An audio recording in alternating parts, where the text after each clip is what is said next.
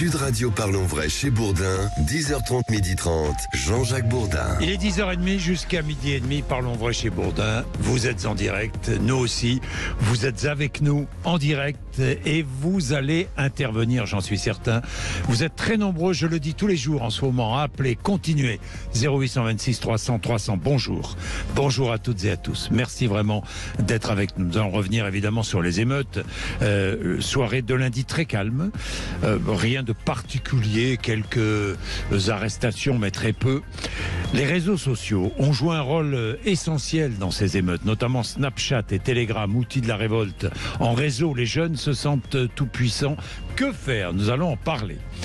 Nous allons revenir entre 11h et midi sur ces émeutes avec un débat. Je reviendrai sur les surenchères politiciennes, la responsabilité des politiques qui piétinent la justice, accusent ou exonèrent, multiplient les propos incendiaires et ne proposent aucune solution. Les politiques sont-ils en partie responsables de l'embrasement? Nous en parlerons tout à l'heure. Hausse des cas annuels de cancer en France. Leur nombre a doublé depuis 1990. Accroissement de la population, vieillissement de la population, hausse des comportements à risque et meilleur dépistage. Ce sont les explications. Nous en saurons plus tout à l'heure. À 12h05, je recevrai deux jeunes femmes de Sarcelles, 58 000 habitants dans le Val d'Oise. Elles sont membres du comité de femmes citoyennes parties à la reconquête des cafés, je dis bien des cafés, s'installer seul ou avec une amie à la terrasse d'un café de Sarcelles ou d'ailleurs n'est pas toujours évident. Est-ce que vous hésitez à vous installer seul à la terrasse d'un café? Racontez-nous. Est-ce que vous vous installez à la terrasse d'un café seul? Comment réagissent les hommes? Allez-y, 0826 300 300. Vous témoignez, vous nous dites. Il est 10h32. Merci d'être avec nous en direct. Vous pouvez écouter notre émission tous les jours, notre émission Parlons Vrai, chez Bourdin, 99.9 à la radio, à Paris et en Ile-de-France, sur l'application Sud Radio, le site sudradio.fr, Facebook Live et la chaîne YouTube de Sud Radio, et puis en podcast sur le site sudradio.fr, application Sud Radio et les plateformes Apple Podcast, Spotify et 10h. Il est 10h32. Dans quel monde on vit? Félix Mathieu. Bonjour Félix. Bonjour Jean-Jacques. C'est une vidéo qui a été vue 5 900 000 fois et qui provoque la consternation générale. Celle d'un homme désemparé devant sa voiture retournée sous les moqueries de plusieurs jeunes gens. Oui, la scène se déroule en pleine nuit, filmée il y a quelques jours au début des émeutes à Saint-Dizier en Haute-Marne. On y voit un homme accroupi dans sa voiture retournée sur le capot. Il veut récupérer des papiers. Il en sort visiblement déconfit et la scène amuse beaucoup ceux qui filment. Pas un accident? Hein? Vous avez fait un accident? Ah non, c'est les jeunes. Ah, c'est les jeunes, ça? Comment ils ont fait ça? Comment ils ont fait, chef? Ah, vous êtes bien assuré, j'espère. Vous êtes bien assuré? C'est pas ça, mais il faut que j'aille travailler, je veux pas de bagnole. Il faut que j'aille travailler et j'ai même plus de bagnole, des images... Il se moque de lui, il est excédé. Oui, il se moque de lui très clairement. Oui, des images partagées en ligne par le média Serfia samedi. Alors depuis ça, le journal de la Haute-Marne précise que ce monsieur est un boulanger, visiblement empêché de partir pour sa tournée. La vidéo cumule déjà 5 900 000 vues. Alors l'hilarité de ces gens qui filment révolte effectivement beaucoup d'internautes qui réclament d'ores et déjà là aussi une cagnotte pour ce boulanger de Saint-Dizier. La séquence est d'autant plus cruelle que tous les contrats d'assurance n'ont pas forcément l'option émeute et mouvement populaire qui permet de couvrir ce genre de dégâts. En tout cas, après le ministère de l'économie, c'est la Fédération France Assureur qui demande à son tour à ses membres de réduire les franchises pour les petits commerçants indépendants les plus durement touchés. La cagnotte a été ouverte ou pas? Pas encore, je crois pas, non. Bon, d'accord. Merci. Le rôle des réseaux sociaux, encore une fois, 5 900 000 vues. Les réseaux sociaux, parlons-en avec Véronique Reissoult. Bonjour.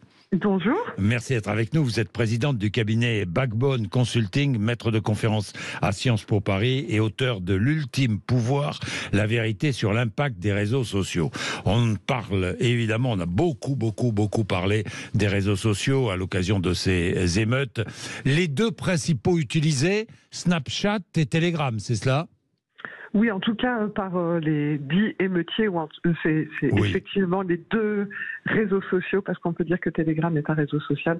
Oui. Ce sont les deux les plus utilisés, oui. Oui, les deux plus utilisés. Alors, Snapchat, expliquez, parce que beaucoup ne savent pas ce qu'est Snapchat. Snapchat, c'est un réseau social, vraiment un réseau social, plutôt utilisé par les jeunes. Pour vous donner une idée quand même du volume, c'est 20 millions d'utilisateurs quotidiens, hein, donc c'est pas rien. Et d'ailleurs, Snapchat, les Français sont particulièrement, les jeunes Français particulièrement attirés par ce réseau social, parce que dans le monde, si vous regardez les pays les plus utilisateurs, vous avez en premier l'Inde, en deuxième les États-Unis, en troisième le Pakistan, et en quatrième la France. Donc c'est pour vous dire que c'est un sujet vraiment important en France. C'est américain à l'origine, Snapchat ? Oui, c'est américain et l'idée à la base, c'est des petits messages éphémères. Donc vous laissez un message et il va disparaître. Donc l'idée, c'est d'arriver à le capter. Et puis l'autre chose aussi, l'autre fonctionnalité, c'est la notion de map, donc de carte et de géolocalisation. C'est inhérent à Snapchat. Quand vous mettez dessus, vous savez où sont vos amis, vous pouvez les retrouver et vous partagez des moments à plusieurs. Voilà. On sait sur la carte où sont ses amis à l'instant T. Hein. Et évidemment. Bien, Telegram, c'est autre chose, tout autre chose. C'est presque un média, Telegram. Alors Telegram, c'est une messagerie privée. Telegram et Signal. Telegram, c'est très particulier parce qu'effectivement, vous pouvez discuter à plusieurs sur un fil de façon privée, mais vous avez de plus en plus de discussions publiques. Donc ça ressemble plus à un média, comme vous le dites fort justement. Et là où c'est très particulier, c'est qu'ils commencent à développer des fonctionnalités qui ressemblent un peu à des fonctionnalités d'un réseau social. C'est-à-dire que vous avez aujourd'hui une réalité de nouvelles fonctionnalités. Vous avez ce qu'on appelle les fonctions freemium, c'est-à-dire qu'il y a une partie gratuite et des parties payantes maintenant. Vous avez aussi de la publicité. Donc en fait, ça commence à devenir un réseau social à part entière. Oui, et il est facile de se créer un compte et de dialoguer avec d'autres utilisateurs. Hein, on partage une image, on partage un propos, c'est cela. On diffuse des vidéos. Oui. Et vous le faites de façon privée. Et là où c'est un peu différent, c'est que autant sur d'autres réseaux sociaux, ce qui compte, c'est le nombre de personnes que vous avez, donc votre image et votre popularité. Sur Telegram, vous n'avez pas cette fonction-là. C'est juste, vous discutez avec des gens, on ne sait pas combien de personnes vous suivent ou à combien de personnes vous êtes reliés. Donc c'est vraiment, vous partagez des informations, soit en privé, soit en public, mais vous les partagez et on ne vous juge pas sur le nombre de personnes qui vous suivent. Alors, c'est une messagerie cryptée. Telegram. Ça veut dire que lors des émeutes, elle a été très utilisée par les jeunes, par les manifestants, pour organiser les manifestations, pour partager les pillages, peut-être parfois pour localiser des policiers. Et même parfois, ça a été vu là, ces derniers jours, pour publier les données personnelles de personnes que l'on veut montrer du doigt. Eh bien, effectivement, parce que Telegram étant une messagerie privée et cryptée, si vous restez sur des boucles privées, je ne parle pas des boucles publiques, sur des boucles privées, ça revient à dire qu'on viendrait écouter votre conversation en privé, ce qui est quand même compliqué. Donc, c'était plus sécurisant pour eux de partager des informations qui pouvaient être compromettantes et qu'ils ne pouvaient pas partager sur les réseaux sociaux plus ouverts. Et évidemment. Comment faire ? Pas de censure sur Telegram. Comment faire pour mieux gérer et essayer pas de contrôler, mais de savoir exactement ce qui se dit sur Telegram ? Alors, Telegram, pas de censure sur Signal, ça c'est sûr. Sur Telegram, ça commence à devenir un sujet puisqu'ils ont envie de devenir un réseau social à part entière. Donc, il faut qu'ils arrivent à trouver un équilibre entre modération et liberté. Donc, c'est pas si simple que ça, parce qu'ils ont un sujet de réputation. Si vous voulez faire de la publicité, il faut qu'il y ait une réputation qui soit quand même plutôt bonne. Donc, on peut dire que si ce sont des conversations publiques, ça peut être modéré d'une façon ou d'une autre. D'ailleurs, ça l'avait été il y a fort longtemps à propos de conversations sur l'État islamique. En revanche, sur le privé, c'est très compliqué. Il faut trouver le bon équilibre. Et on va dire que quand c'est une injonction ou une demande de la police, peut-être que, ou des tribunaux, on peut faire quelque chose, mais c'est très compliqué en réalité de se dire qu'on va s'immiscer dans des conversations privées, quoi. Les gens ont le droit de dire ce qu'ils ont envie de dire entre eux, quoi. Bien sûr, bien sûr. C'est une messagerie très utilisée, Telegram ? Alors Telegram a connu un certain regain au moment où il y a eu des polémiques autour de WhatsApp. C'est une messagerie qui appartient à 2 frères russes qui sont créateurs de VKontakte, qui est le Facebook russe. Ils sont exilés de Russie parce que ils ont refusé de donner des informations justement au gouvernement russe à un moment donné. Donc ce sont aujourd'hui des dissidents. Mais c'est une messagerie qui, ayant beaucoup grossi, les frais d'infrastructure deviennent de plus en plus lourds, et donc ça coûte de plus en plus cher. Donc au début c'était financé par la fortune des fondateurs. Aujourd'hui, il y a une logique de levée de fonds, il y a une logique de financement, donc de publicité. Donc on rentre dans un monde qu'on connaît mieux, qui est celui du monde mercantile et de la réalité de... Et avec le monde mercantile, il y aura plus de contrôle, évidemment. Forcément. Forcément. D'auto-censure même. D'autocensure, en tout cas sur les fils publics, parce qu'on sait qu'on va commencer à être écouté, donc on fera plus attention. Mais il y a quand même ce sentiment un peu d'impunité quand vous êtes sur un fil privé Telegram, ce qui fait qu'effectivement certains vont jusqu'à partager des adresses ou faire des choses qui sont parfaitement illégales. Oui, évidemment. Merci beaucoup, Véronique Reissoult. Merci pour ces précisions. Je rappelle le titre de votre livre, La vérité sur l'impact des réseaux sociaux, aux éditions du Cerf. Il est 10h41, vous êtes sur Sud Radio. N'hésitez pas, vous avez des témoignages à apporter. Après tout ce qui s'est passé, vous avez des propositions à faire. Comment faire en sorte que ces émeutes ne se produisent plus? Allez-y, quelle solution? 0826 300 300. Entre 11h et 12h, je vais souligner les responsabilités des politiques, la responsabilité des politiques. J'ai constaté, et vous aussi, les surenchères politiciennes qui piétinent la justice, je le disais, qui accusent ou exonèrent, qui multiplient les propos incendiaires et ne proposent que peu de solutions. Qu'en pensez-vous? Allez-y. Les politiques sont-ils en partie responsables de l'embrasement? Qu'en pensez-vous? 0826 300 300. Et nous allons dans un instant parler de toute autre chose.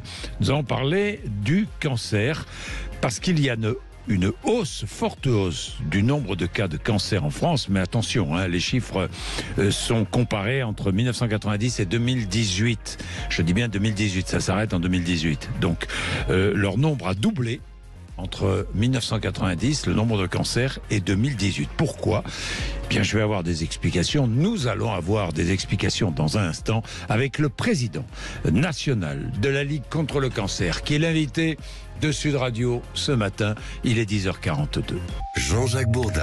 2 fois plus de cancers qu'en 1990 en France. Je suis avec le professeur Daniel Nizri, qui est cancérologue et président national de la Ligue contre le cancer. Professeur, bonjour. Bonjour, monsieur Bourdin. Merci vraiment d'être avec nous en direct. Ce sont des chiffres publiés par Santé publique France et l'Institut national du cancer. Hausse donc du nombre de cancers, chiffres qui portent sur la période 1990-2018 par rapport à 1990, 2 fois plus de cancers. Alors, nous allons déjà regarder quels sont les cancers qui sont en augmentation, en forte augmentation ou en diminution. Première cause de décès chez l'homme, le cancer. Deuxième chez la femme. C'est cela, professeur? Oui, c'est tout à fait ça, mais ce sont des chiffres qui étaient attendus sur un plan épidémiologique pour plusieurs raisons. La première, c'est l'augmentation de la population au niveau à la fois national et au niveau européen. Oui. C'est deuxièmement le vieillissement de cette population, donc les personnes qui éventuellement ont des risques de développer un cancer, ont plus de temps, si je puis dire, pour le développer. Mais surtout, ce qui est le plus inquiétant pour moi, et je crois que ça représente entre 1/4 et 1/3 des chiffres que vous annoncez, c'est la plus grande exposition à des facteurs de risque connus qui sont responsables de 40% des cancers évitables. Si vous le permettez, juste je les rappelle, tout le monde les connaît, mais enfin le tabac, l'alcool, la nutrition avec la malbouffe et la sédentarité, et bien sûr l'exposition à l'environnement. Comportements à risque, qui sont donc en augmentation. Qui sont tout à fait en augmentation, et en plus qui sont en augmentation, vous l'avez vu dans le compte-rendu, c'est chez les plus jeunes, ce qui pose un véritable problème. Que faisons-nous pour informer, rendre plus sensibles à tous nos messages de prévention ces populations. Voilà. Nous avons à la Ligue nationale une vraie réflexion sur la façon d'améliorer le résultat de nos actions. Les priorités que nous donnons sont bien sûr une meilleure information pour tous ceux qui peuvent en prendre connaissance, en particulier les adultes et nos aînés, mais surtout d'améliorer l'éducation à la santé des plus jeunes, pour en faire des citoyens éclairés, et je serais presque tenté de dire des consommateurs de santé éclairés. Alors, je regarde les chiffres dans le détail. Donc, les hommes, légère baisse du nombre de cancers, augmentation chez la femme. Chez les hommes, légère baisse du nombre de cancers des poumons, du côlon et du rectum et de la prostate. Chez la femme, le principal cancer, c'est le cancer du sein qui est en augmentation. Le cancer du poumon également. Cancer du poumon, peut-être parce que les femmes fument plus qu'avant. Mais bien sûr, c'est directement lié à cette augmentation de la consommation par les femmes du tabac. Et je crois qu'il est aujourd'hui plus qu'urgent, c'est un véritable sujet de santé publique, de travailler tous. Alors quand je dis tous, c'est pas, merci de m'avoir appelé au titre de la Ligue nationale contre le cancer, et beaucoup d'associations ou d'organisations travaillent pour la dénormalisation du tabac. Mais je pense que là, les pouvoirs publics doivent prendre leurs responsabilités. Il s'agit quand même aujourd'hui de la santé de nos gamins. Que demandez-vous à la Ligue ? Nous, ce que nous demandons, par exemple, nous demandons plein de choses par nature, mais aujourd'hui, ce que nous demandons, c'est que, par exemple, un décret soit pris pour la protection de nos enfants à proximité des édifices scolaires, des parcs à jeux, de façon à ce qu'il soit interdit de fumer dans un périmètre protégeant nos enfants. Ça contribue à la dénormalisation. Je sais que souvent on nous objecte qu'il est difficile de prendre ses responsabilités au niveau d'une commune, et c'est la raison pour laquelle il est important que l'État accompagne, et l'argument qui consiste à dire que ça sera difficile de faire respecter est faux. Partout où cela a été fait, c'est carrément la population qui fait respecter, et j'ai eu l'occasion là de participer à la journée récente Colmar Ville sans tabac, pendant une journée, et à la fois la mairie, mais avec le soutien de la Ligue du département, ont réussi à faire sans tabac des espaces verts très importants. Et ça change vraiment la façon de concevoir la consommation de tabac dans ce périmètre. C'est un véritable geste de santé publique. Professeur Nisri, prenons Daniel, qui est chirurgien à Paris, qui souhaitait intervenir. Bonjour Daniel. Bonjour messieurs. Bonjour. Bonjour Daniel. Vous rappelez aussi que de plus en plus de cancers sont diagnostiqués de manière précoce. Absolument. Donc, Aude m'a téléphoné et m'a contacté. Voilà, la situation est la suivante. C'est que moi, je me suis installé en 82. Il y avait une phobie, effectivement, du cancer. Je sortais des hôpitaux de Paris. Et le cancer, c'était resté dans la mémoire des gens. Et ça continue, malheureusement, comme inéluctablement l'issue fatale. C'est plus du tout le cas. Il faut inverser totalement. Il y a énormément de cancers aujourd'hui qui sont guéris. Pourquoi ? Parce qu'ils sont diagnostiqués précocement. C'est très rare aujourd'hui, ça arrive, mais c'est très rare de diagnostiquer des cancers à des stades avancés. Et donc on les diagnostique précocement, on les traite médicalement. Il y a eu énormément de progrès en oncologie, en radiothérapie. Les radiothérapies sont ciblées. La chirurgie est une chirurgie qui est devenue mini-invasive. Et aujourd'hui, on soigne énormément de gens atteints d'une lésion cancéreuse. Et la deuxième chose, c'est qu'il faut retirer l'idée des gens qu'il y a le cancer, il y a des cancers.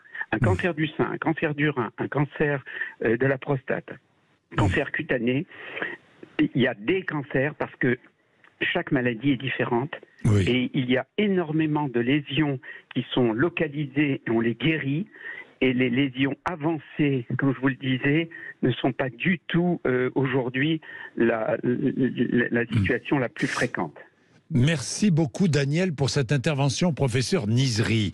Vous avez entendu Daniel, je regarde les chiffres de cette étude. Taux de survie à 5 ans, prostate 93%, mélanome cutané 93%, le sein 88%, cancer colorectal 63%, col de l'utérus 63%. Les plus mauvais pronostics, système nerveux central 26% de survie à 5 ans, le poumon 20%, foie 18%, œsophage 17% et pancréas 11%. Tout à fait. Moi, je voudrais juste rebondir sur ce que mon collègue vient de dire. Très important. Il a bien évidemment tout à fait raison, à la fois sur le fait que maintenant, on va dire, les 2/3 des cancers peuvent être mis en rémission complète de très longue durée. On hésite toujours à prononcer le terme de guérison, mais de facto, c'est un petit peu ça quand même. Il dit que une des raisons, ce sont les diagnostics précoces. Je voudrais juste insister sur le fait que cette affirmation doit être tempérée en fonction des populations et des territoires. Vous avez des populations éloignées du système de santé, chez qui encore aujourd'hui les diagnostics sont plus tardifs, ce qui correspond à des pertes de chance. Plus la lésion est importante, plus les traitements seront importants, difficiles à supporter, avec éventuellement des séquelles et de moins bons résultats. Donc le fait d'arriver à rapprocher la totalité de la population, et encore une fois, c'est pas parce que je suis resté le président du comité de Seine-Saint-Denis que je dis ça, parce que beaucoup de populations peuvent être concernées par cette inégalité d'accès au diagnostic, puis ensuite aux différents traitements, et en particulier aux traitements innovants. Ces populations concernées peuvent se trouver dans le monde rural, dans d'autres périphéries de grandes métropoles, dans les territoires ultramarins. Et ça, c'est quelque chose qui est juste insupportable. Vous parliez des comportements à risque. Pour terminer, proportion des cancers liés aux principaux facteurs de risque. Le tabac arrive largement en tête, 19,8%, devant l'alcool 8%, une alimentation déséquilibrée 5,4%, le surpoids 5,4%, certaines infections 4%, les expositions professionnelles 3% et les rayonnements UV 3%. Vous arrivez à 40%, Monsieur Bourdin. Mais 40%, excusez-moi, je vais dire quelque chose qui n'est pas du tout scientifique, mais le meilleur moyen de guérir d'un cancer, c'est encore aujourd'hui de ne pas le développer. Il y a 40% de cancers qui, avec des changements de comportement, incités, aidés, accompagnés par l'ensemble des acteurs et bien sûr par la puissance publique, permettraient d'économiser ces cancers, les difficultés qu'ils entraînent sur le plan personnel, familial, amical, professionnel, et puis des morts. Et des morts et le coût pour la société. Mais absolument.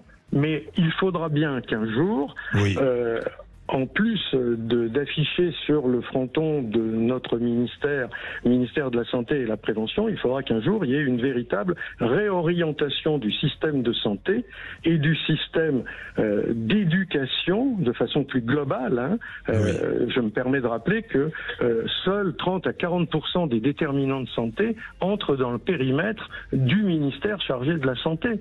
Donc il faut avoir une vision de santé globale et arriver à faire adhérer la population à cette démarche, et en étant plus sur l'éducation que sur la réglementation et la coercition. Il faut entraîner les populations dans cette dynamique vertueuse, mais qui quelque part les protège et protège notre système de protection sociale. Merci professeur Nizri, merci beaucoup. Merci président national de la Ligue contre le cancer. Nous aurons l'occasion évidemment de reparler du sujet. Ça vous fait réagir, 0826 300 300. Il est 10h57, ces chiffres sont tombés ce matin. C'est la raison pour laquelle nous avons développé, expliqué, car c'est notre rôle, développer, expliquer des faits, expliquer, analyser et débattre. Débattre, c'est ce que nous allons faire entre 11h et 12h. Je vais débattre du rôle des politiciens pendant les émeutes de ces derniers jours. Les surenchères politiciennes qui ont peut-être participer en partie à l'embrasement. Qu'en pensez-vous? 0826 300 300, il est 10h58. Jean-Jacques Bourdin. Débat entre 11h et midi, comme tous les jours sur Sud Radio. Vous aimez, à tel point que vous êtes de plus en plus nombreux à appeler. En ce moment, nous battons des records, mais avec les événements, évidemment, de ces derniers jours, ça paraît évident. Vous avez plein de questions à poser, plein de remarques à faire, plein de témoignages à nous apporter. Ce n'est pas compliqué. 0826 300 300. Bien. Ce matin, sujet du débat, le rôle des politiques.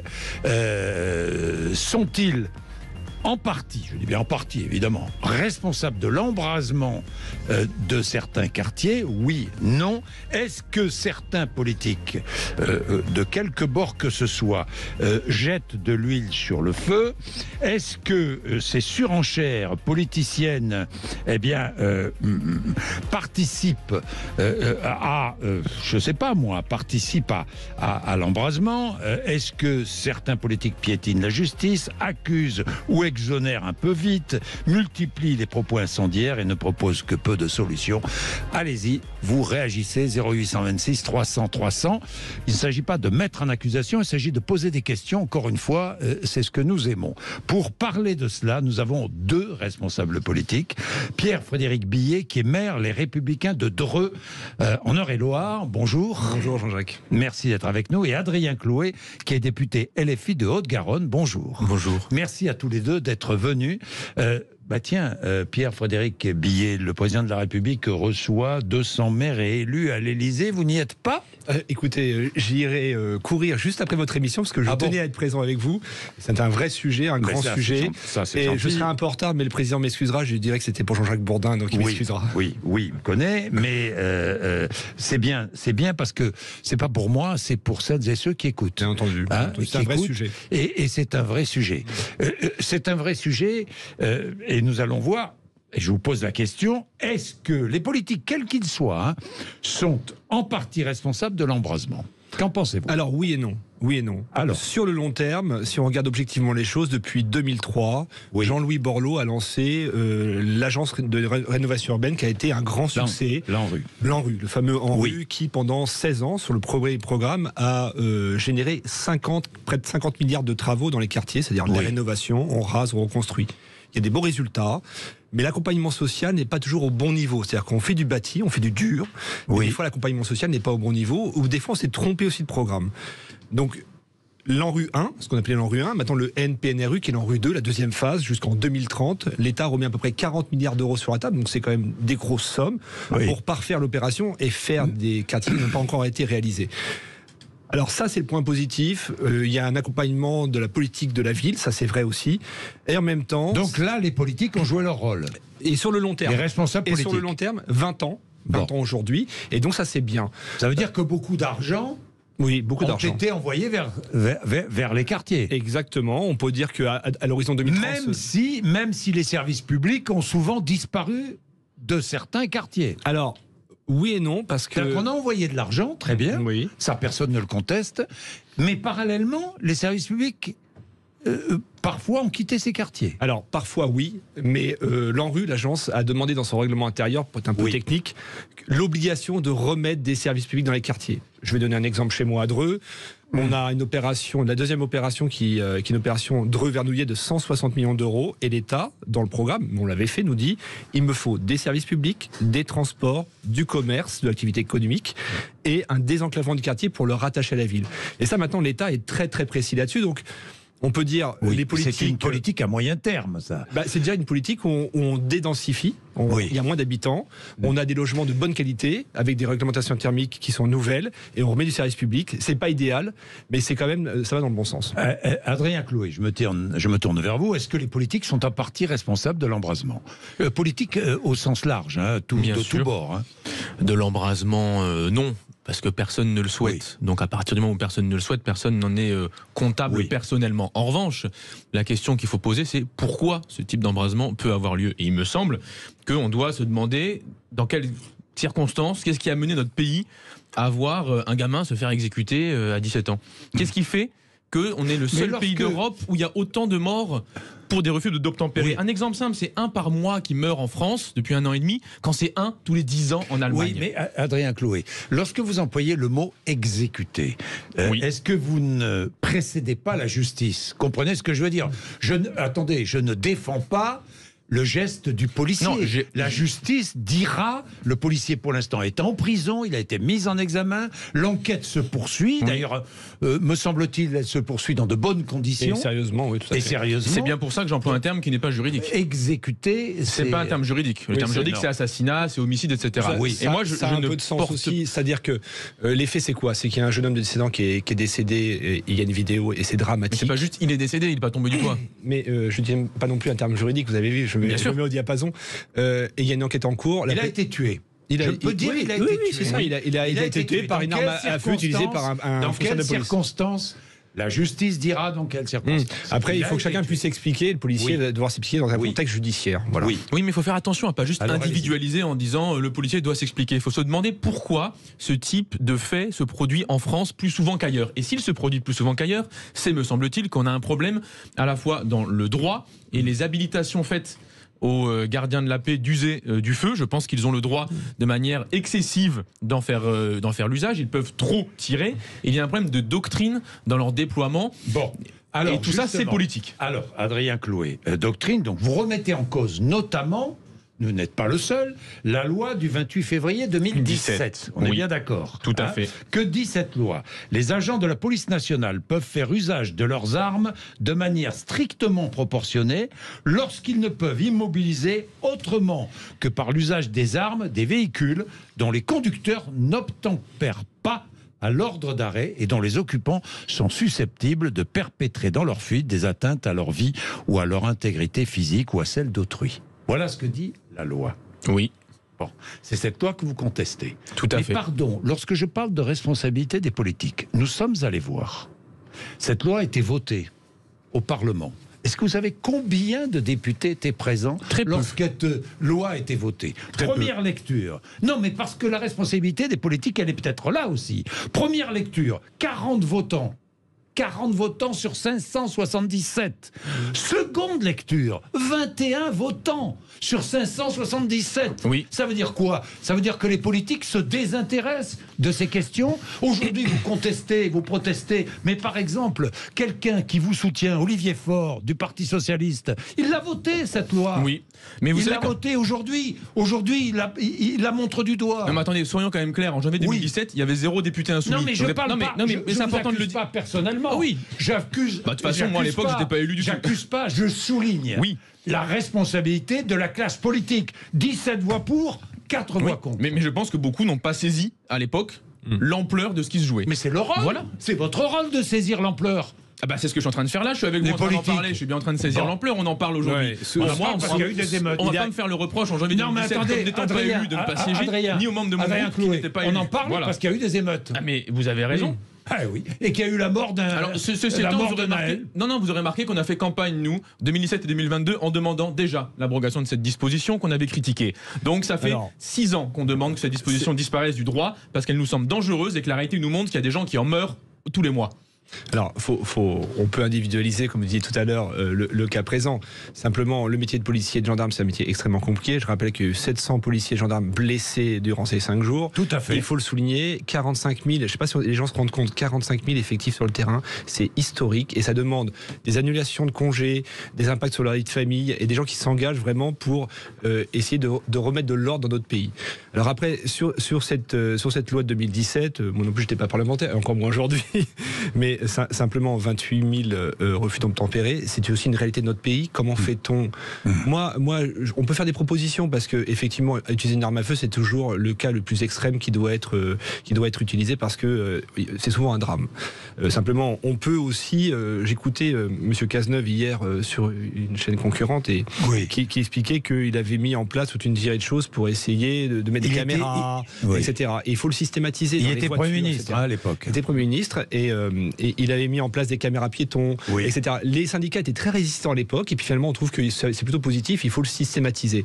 Et ensuite, pour arrêter une voiture, au lieu de sortir son arme de service, on peut avoir des moyens techniques pour bloquer une voiture. Il faudra qu'on se pose collectivement cette question, parce que les refus d'enterrer, c'est insupportable pour les policiers les gens honnêtes.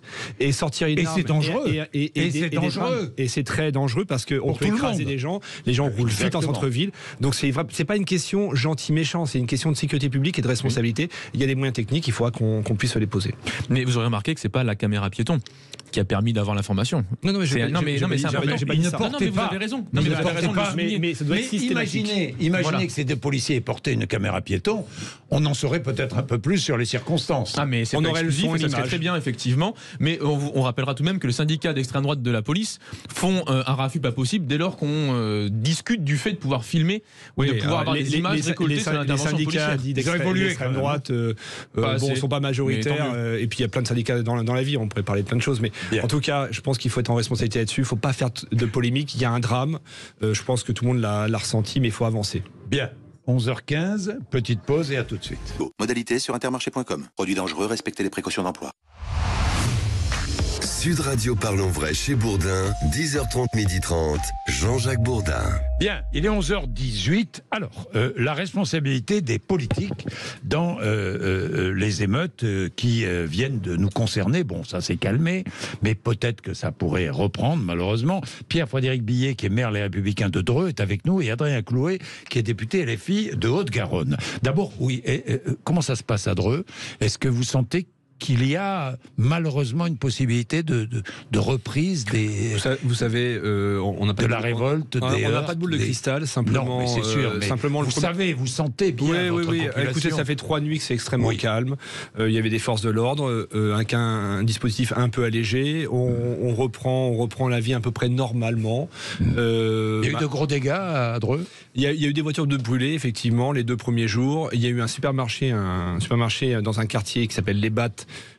Quartier qui a été complètement isolé pendant 4 heures parce que les forces de l'ordre se sont retirées, ils ont brûlé des voitures, donc il a été pendant 4 heures à la merci de pilleurs, et donc le local a été pillé pendant 4 heures. Voilà. Messieurs, est-ce que vous avez conscience, oui, vous avez conscience parce que vous êtes encore plus au courant que moi de ce qui se passe dans notre société, vous avez conscience que tous les jeunes, ou moins jeunes d'ailleurs, qui se sont retrouvés dans la rue en train d'incendier ou de saccager, finalement ils se moquent totalement de votre parole politique. Ils se moquent totalement des politiques. D'abord, ils n'écoutent pas, ils ne regardent pas. Et ils ne votent pas. Ceux qui sont en âge de voter vont pas voter. C'est vrai ou c'est faux, Adrien? Je pense que ça dépend des endroits. Non, c'est pas évident. Déjà, ce qui est quand même compliqué, c'est qu'on n'a pas un profil des participantes et des participants aux différents actes. Donc du coup, c'est compliqué d'en tirer une conclusion, quelle qu'elle soit. Il y a des mineurs, il y a des majeurs. La moyenne d'âge des gens arrêtés, c'est de 17 ans. Oui. La moyenne d'âge. Moyenne d'âge, 17 ans. Ce qui ne veut pas dire grand-chose non plus. Donc c'est compliqué d'en tirer des conclusions, quelles qu'elles soient. En revanche, ce qui est clair, c'est que les émeutes urbaines, elles ne surgissent pas de manière aléatoire. Il n'y en a pas tout le temps. Et encore heureux. Elles surgissent dans des moments particuliers. Une fois qu'on identifie... Exactement. Cette année. 2023, et donc, identifier ces moments particuliers, c'est comprendre ce qui les produit. Et dès lors, on peut soit se dire, on s'en fiche, on ne change rien et on laisse les gens dans leur situation au risque que ça se reproduise, ou alors on peut se dire, il faut une réponse politique à cette situation. Parce que c'est ce qu'on a toujours fait dans ce pays. Depuis les premières émeutes urbaines, enfin, il y avait ce 79 Vaux-en-Velin, mais on va dire 80, 90, voilà. Dès les années 80, à chaque émeute urbaine, il y avait une réponse politique. C'est-à-dire que le pouvoir en place disait, il y a un malaise, il y a un mal-être, il faut y répondre pour éviter que ça se reproduise. Je pense à 80, le quartier des Minguettes. C'est là qu'on a créé, par exemple, les classes ZEP. C'est là qu'on a lancé l'idée de la politique de la ville. Et on a ici une situation extraordinaire où le pouvoir nous dit « je ne vais rien changer, il ne se passera rien, il n'y aura pas de réponse politique ». Les émeutes, je ne veux pas exonérer le pouvoir, mais les émeutes se sont terminées il y a 2 jours, enfin ça s'est calmé là, vous ne pouvez pas avoir de réponse immédiate. Jacques Chirac, je le rappelle, Jacques Chirac est intervenu au bout de 3 semaines seulement.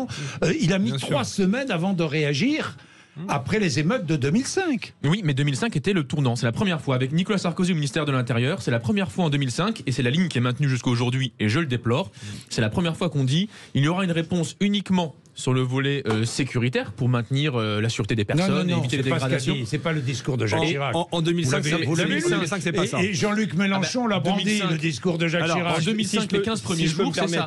Non mais attendez, c'est quand même important. En 2005, c'est la première fois que dans les semaines qui suivent le déclenchement des émeutes, on annonce une réponse uniquement policière et répressive. Et ensuite, Jacques Chirac désavoue Nicolas Sarkozy en annonçant le plan banlieue. Mais c'est la première fois 2005 que ça marche comme ça, parce que toutes les fois d'avant, de 80 à 2004 inclus, il y avait dès les premiers jours l'annonce qu'on allait rencontrer des gens, on allait avancer, on allait réunir les personnes qui réfléchissent au sujet pour avoir un débouché politique. Et c'est ce qu'on réclame, nous, aujourd'hui. Il y a une énorme différence entre 2005 et aujourd'hui. C'est en 2005, on a vu qu'il y avait une base de revendication où il y avait une structure intellectuelle de demande. D'ailleurs, beaucoup d'associations ont été créées à ce moment-là, nationales et locales. Et ça a été suivi par l'État, en réalité. Il n'y a pas que la réponse policière. Il y a aussi de l'argent qui a été mis pour aider les associations à se structurer. 2023, c'est Alain Bauer qui l'explique extrêmement bien et dit il n'y a pas de revendication précise. Il y a une sorte, en plus de joyeuseté sur les réseaux sociaux, à démolir, à brûler, etc. C'est très très surprenant et on n'arrive pas à définir une demande ou une ligne de force. Mais les émeutiers sont plus jeunes, vous l'avez dit. Tout à fait. Et évidemment, le monde a changé, notre société a évolué, elle est plus violente. C'est une société de consommation. J'ai été frappé quand même par. C'est le reflet. Quand vous avez les jeunes qui se précipitent chez Nike ou qui se précipitent chez Apple pour saccager des opportunités. Des opportunités. C'est le monde c'est la consommation qui est dans la rue. En 2005, c'était pas le cas. C'était pas ça en 2005. Évidemment, c'était pas ça. Et puis le rôle des réseaux sociaux, on en parlait tout à l'heure, mais c'est absolument évident et incontrôlable. Bien sûr. Et absolument incontrôlable. D'ailleurs, quelle politique proposer? Alors pour pas contrôler, mais pour essayer de savoir, de mesurer ce qui se passe sur les réseaux sociaux. On entend beaucoup de choses en ce moment, chacun essaye de tirer un peu la couverture à lui, selon son prisme, etc. Bon. Il y a beaucoup d'argent sur la table, déjà depuis très longtemps, sur la rénovation urbaine. Il y a de l'argent sur la politique de la ville. Il y a les services publics qui reviennent globalement quand même dans les quartiers. Il y a une distorsion des investissements malgré tout entre, par exemple, la Seine-Saint-Denis et la région parisienne, les Yvelines, etc. On le sait, les chiffres, la Cour des comptes l'a expliqué. Simplement, il faut dépoussiérer notre logiciel. Notre logiciel sur la politique de la ville, de rénovation, comment on appréhende ces quartiers, est complètement obsolète.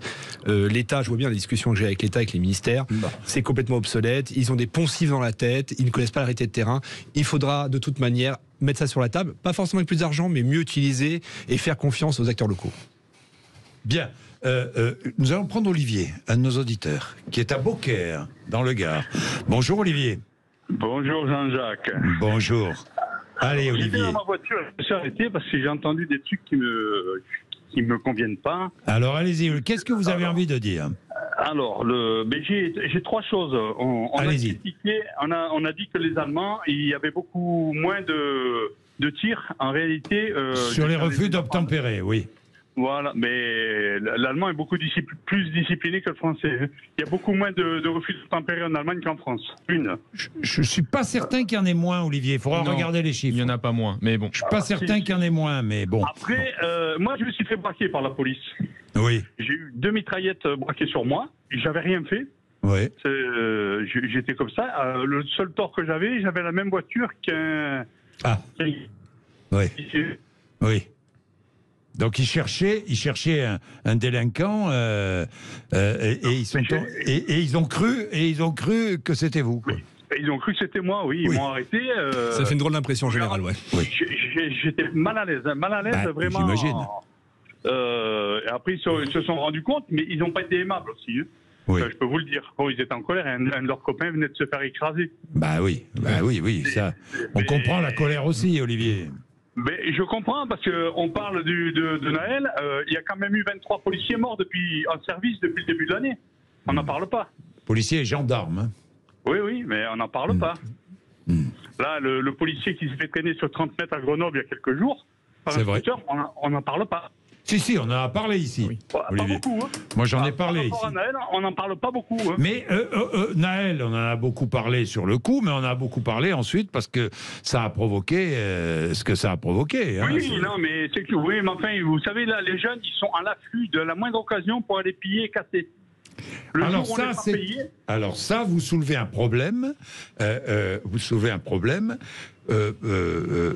Pourquoi tout à coup ce déchaînement collectif de violence? Mais parce que les gens, ils n'ont pas d'argent, ils ont besoin, ils vont voler. Vous avez vu, il y en a, il a volé du saumon, il a volé de la manger. Oui. Mais oui, tout ce qu'il trouve sous la main.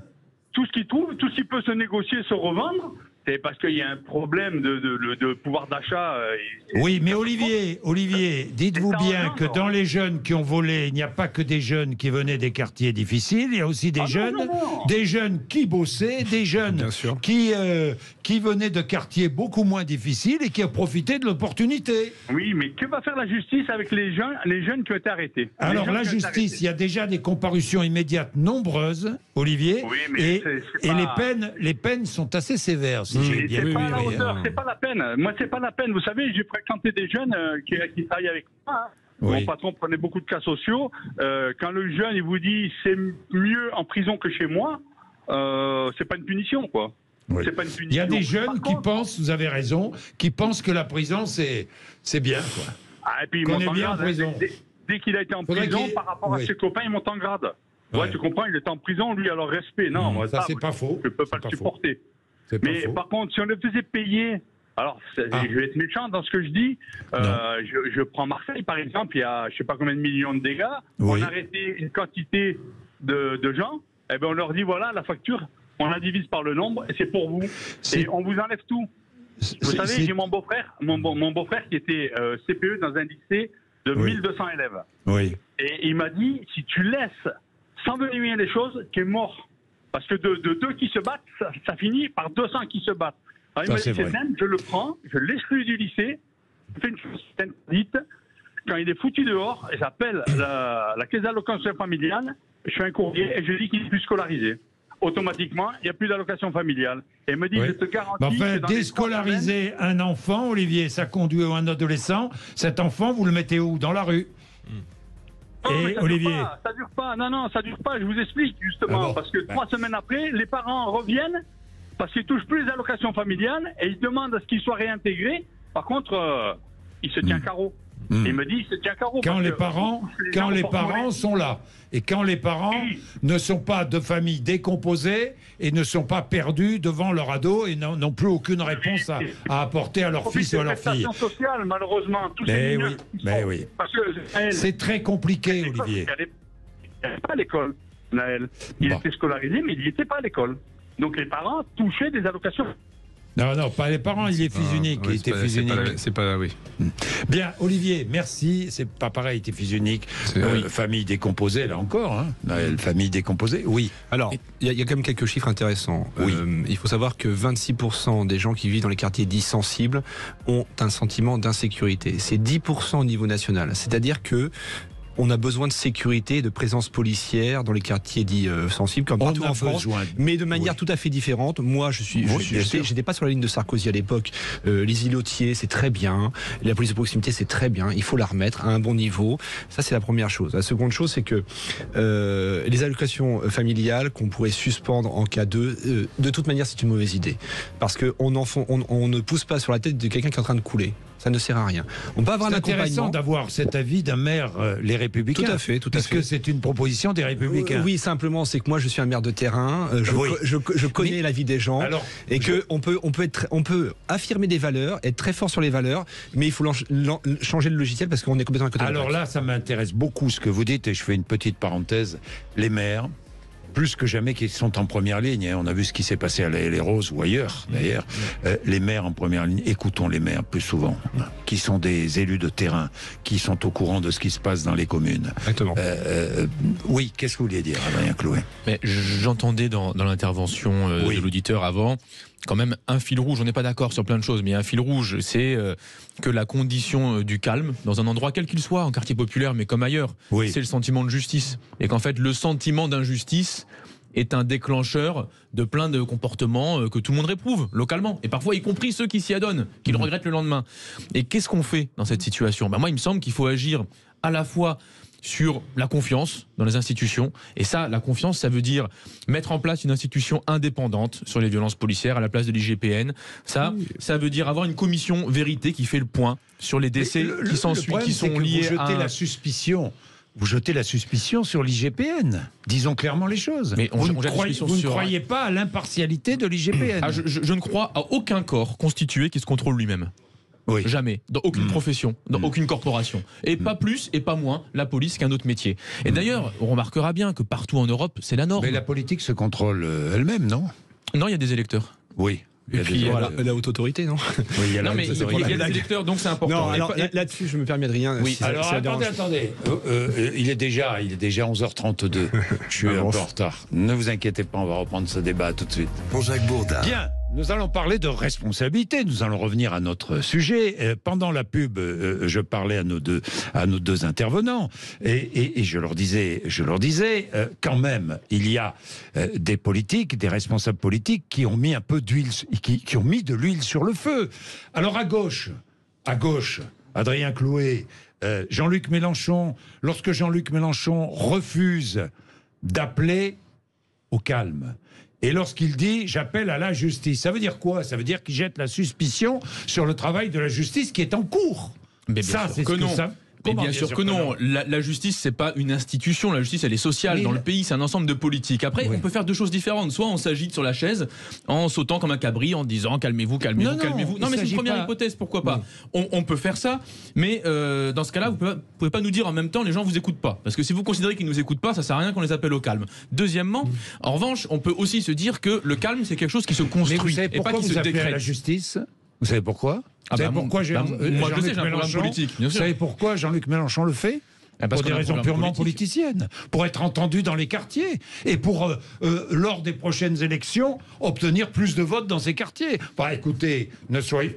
Vous savez, Adrien Clouet. Premièrement, on a fait déjà des très bons scores dans ces quartiers, donc on n'a pas besoin de ça. Premièrement, on n'a pas besoin de ça pour faire des bons scores dans ces quartiers. Parce que la preuve, on les a déjà fait la dernière fois sans ça. Entretenir son électorat. Non, mais c'est pas vrai ça. Et puis, non, mais vous pouvez pas dire ça parce que vous pouvez pas dire à la fois que les gens sont hostiles, et ce qui est vrai, aux dégradations, parce que ça leur nuit. Il y a des gens, ils n'ont pas dormi. Les premières victimes, ce sont ceux qui habitent dans les quartiers toute la nuit, etc. Donc il y a plein de gens qui en ont souffert de ça. Oui. Donc s'ils en souffrent, on peut pas dire que le non-appel au calme serait pour eux. Ce n'est pas vrai. Vous voyez, le propos n'est pas cohérent là-dessus.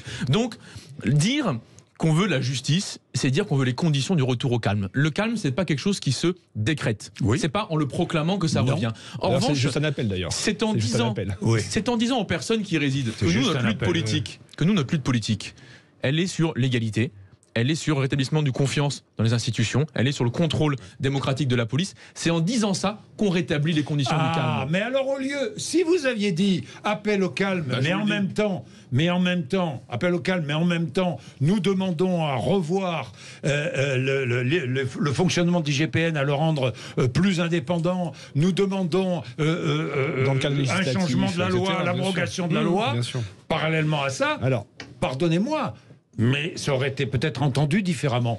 Et de l'autre côté, quand M. Messia lance une cagnotte pour aider la famille, parce qu'il a bien intelligemment dit pour aider la famille et non pas pour soutenir le policier. Non, attention, pareil. Il écrit pour le soutenir dans le texte de la pétition. Si vous lisez bien la dernière phrase, c'est bien pour le soutenir lui et non pas la famille. Eh bien ça, c'est aussi mettre de l'huile sur le feu, évidemment. Et c'est fait à des fins politiciennes, évidemment. Il est plus compliqué. Les politiques, parfois, se jouent de la situation. Il est plus compliqué d'expliquer qu'il y a une procédure judiciaire, qu'il y a la présomption d'innocence, même si c'est difficile à entendre, qu'il faudra du temps, mais que les politiques, les parlementaires seront vigilants à ce que la justice se déroule tout à fait normalement. C'est plus compliqué à expliquer que de dire « je veux la justice ». Et c'est plus... Et il y a des termes qui sont utilisés, parce que vous avez parlé de certaines choses, mais par exemple, Jean-Luc Mélenchon parle de révolte, et pas d'émeute.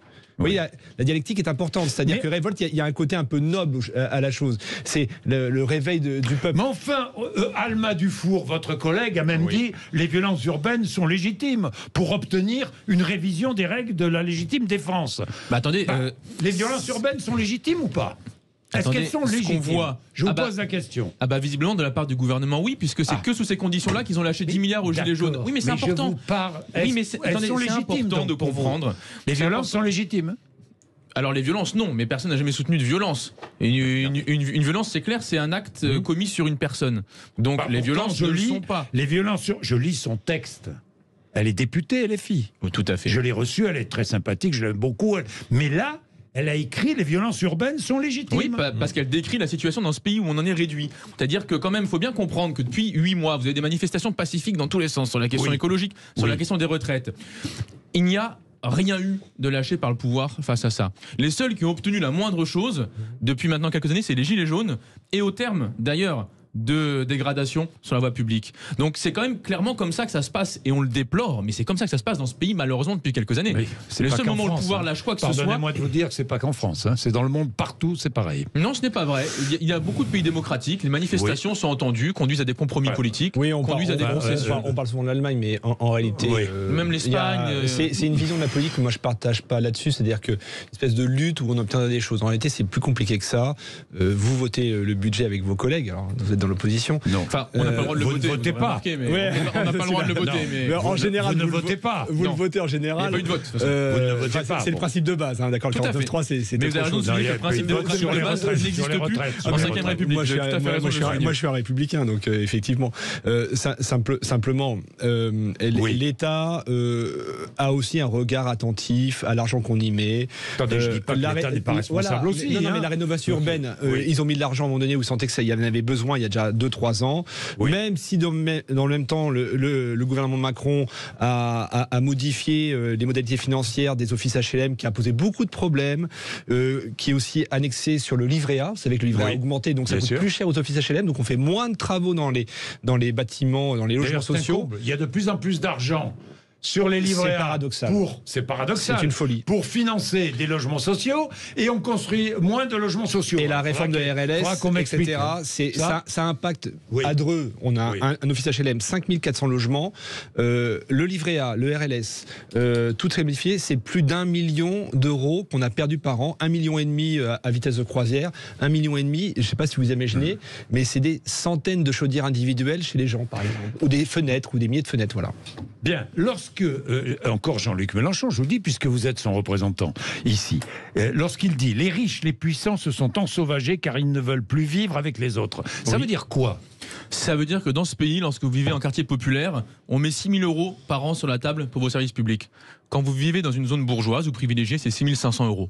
Voilà ce que ça veut dire. On est arrivé au moment où dans ce pays, non seulement les riches ne payent plus d'impôts, mais en plus ils reçoivent plus d'argent public que les plus pauvres. Cette situation, elle est anormale et elle crée ce qui se passe là. Il y a plus de policiers dans les quartiers riches que dans les quartiers pauvres. Alors, je vais vous donner un chiffre. Est-ce que c'est vrai, Je vais vous donner un chiffre. Non, on est en ZRR. Donc nous, on est quoi, le ZRR la zone de reconquête républicaine. Donc on a un surplus de policiers.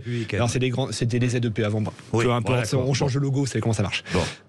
C'est pas vrai à Dreux parce qu'on est dans un dispositif particulier. Mais la Cour des comptes, ce sont des gens sérieux, explique qu'entre 2010 et 2020, l'augmentation globale des effectifs de force de l'ordre, c'est de 1%. Et de 1%. Donc il y a aussi un mensonge là-dessus. Les 10 000 de plus annoncés par Borne, etc., ce n'est pas le cas. C'est 1% d'augmentation des effectifs en 10 ans. Bon, c'est vrai, mais on met... là encore, il y a un paradoxe. On met de plus en plus d'argent dans les banlieues. C'est vrai, c'est vrai, globalement c'est vrai. Globalement c'est vrai. Et en même temps, il y a de moins en moins de services publics. Alors il faudra que je comprenne. Oui, alors... vous me disiez, cet argent, c'est essentiellement pour le logement. La rénovation, le logement, l'économie, les voiries, les transports. C'est important, la rénovation. Non, mais c'est important, mais après... Autant l'État a mis beaucoup d'argent depuis 20 ans dans l'ANRU, c'est vrai. Autant la politique interne de l'ANRU a beaucoup fluctué. Par exemple, chez nous, dans l'ANRU 1, la première rénovation, on nous demandait, quand on démolissait un immeuble, de reconstruire sur site. C'est-à-dire qu'il fallait reconstruire sur le quartier. Aujourd'hui, c'est complètement interdit. Il faut construire hors site. Donc des fois, on ne fait pas confiance aux maires et on devrait laisser de souplesse aux maires qui connaissent parfaitement le terrain. Alors, je me suis tourné vers notre député LFI, mais je me tourne vers vous, parce que dans votre parti, on y va aussi allègrement. Éric Ciotti, il fallait que la République montre sa force face à cette barbarie qui s'est déchaînée. J'aime pas trop l'emploi. Non, excusez-moi, c'est ridicule. Je vous le dis, c'est ridicule. Vous dites, vous êtes un républicain. Non, mais je suis républicain, mais parce que quand on connaît le terrain, quand on connaît la vie des gens, c'est ce côté un peu bravache, un côté machin, c'est ridicule parce que c'est pas la réalité du terrain. Et lorsqu'il parle de dégâts de l'immigration de masse, je vois pas en quoi l'immigration vient jouer un rôle dans cette affaire.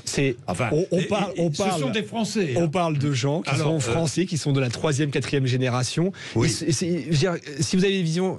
Quand je parlais de logiciels à dépoussiérer, dire c'est des immigrés, des machins. Non, leurs parents, leurs grands-parents sont nés en France. C'est terminé, ça. Ils sont français. Mais faut-il que nous aussi, on change notre vision sur ces populations-là, parce que certains, et même dans l'État, ont du mal à apprécier la bonne qualité de ces personnes. Alors, puisqu'on parle de politique, moi je me souviens ce que disait Jacques Chirac, la violence ne règle jamais rien. Vous êtes d'accord ou pas ? Ah elle ne le règle pas, bien sûr. La violence, c'est un symptôme. La violence légitime peut le régler. Oui, la violence légitime. Il y a une violence légitime. C'est les forces de l'ordre. Bien sûr. Il y a un monopole de la violence par l'État. Vous la reconnaissez, cette violence légitime ? Ah bah oui. De un, je la reconnais, et puis de deux, en manifestation, je la subis. Donc si vous voulez, j'ai du mal à passer à côté. Oui. Mais on va pas même manifester pour ça. Oui. Vous avez de la chance. Venez aux miennes, vous verrez, c'est très sympa. Non, je vous en prie. Oui. Mais bien évidemment qu'il y a un monopole de la violence. Mais la question, c'est pourquoi ce monopole est contesté à certains moments. Qu'est-ce qui conduit à sa contestation ? Et dès lors, on a deux solutions. Soit on trouve que c'est normal et qu'une fois de temps en temps, il faut qu'il y ait un affrontement, ce qui est clairement la politique des provocateurs, notamment au niveau gouvernemental, qui disent tout va revenir comme avant, il y aura à nouveau dans X mois des émeutes parce qu'il va se reproduire un événement similaire. Ou alors on peut se dire, ça montre qu'il y a un problème plus profond dans le manque de réforme des forces policières, dans la doctrine d'emploi de la force, dans la loi qui encadre ça, et donc il faut la réformer. Il n'y a pas que la police dans cette affaire. C'est quand même le point de déclenchement. Oui, enfin, c'est le point de déclenchement. Vous avez raison. Mais enfin, après, c'est l'expression d'un mal vivre, c'est l'expression d'une société plus violente. Vous avez raison, c'est l'expression d'une absence éducative. Non, mais c'est l'expression. Mais parce que la mort de Naël, vous êtes braqué sur la police. La France Insoumise. Non, mais c'est franchement un petit peu quand même. Non, mais c'est pas être braqué. En réalité, on a changé de monde. En l'occurrence, Adrien, on a changé de monde aujourd'hui. C'est que ce que pouvait faire la police, un peu caché, sans caméra, sans vidéo, sans réseaux sociaux, aujourd'hui, tout est visible, quasiment tout, et le moindre dérapage est vu comme insupportable. Donc, il faut sécuriser les policiers dans leur action, les caméras, dans les voitures, qui doit être systématisé parce que ça sécurise les policiers dans leur action et ça sécurise les gens qui sont en face. Le citoyen qui est en face. Bien, 11h46, à tout de suite. Jean-Jacques Bourdin. Bien, Pierre est à Toulouse, en Haute-Garonne. Bonjour Pierre. Bonjour.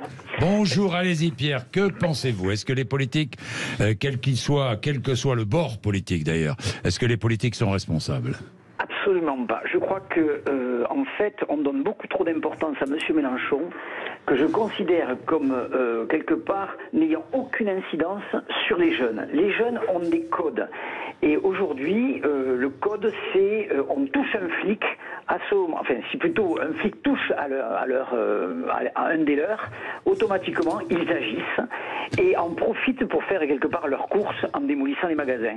Je pense que ces jeunes aujourd'hui, on ne peut pas les comprendre puisqu'ils ne font plus partie de notre société en tant que telle. C'est-à-dire que derrière, ils ne réfléchissent pas comme nous et ils n'ont plus nos codes. Et ça, malheureusement, ce n'est pas en essayant de trouver des solutions, je dirais, d'éducation qu'on va changer ça. Je crois qu'au départ, il faut revenir vraiment en arrière, c'est-à-dire que tous ces jeunes-là, d'après moi, ils sont condamnés, quoi qu'il arrive.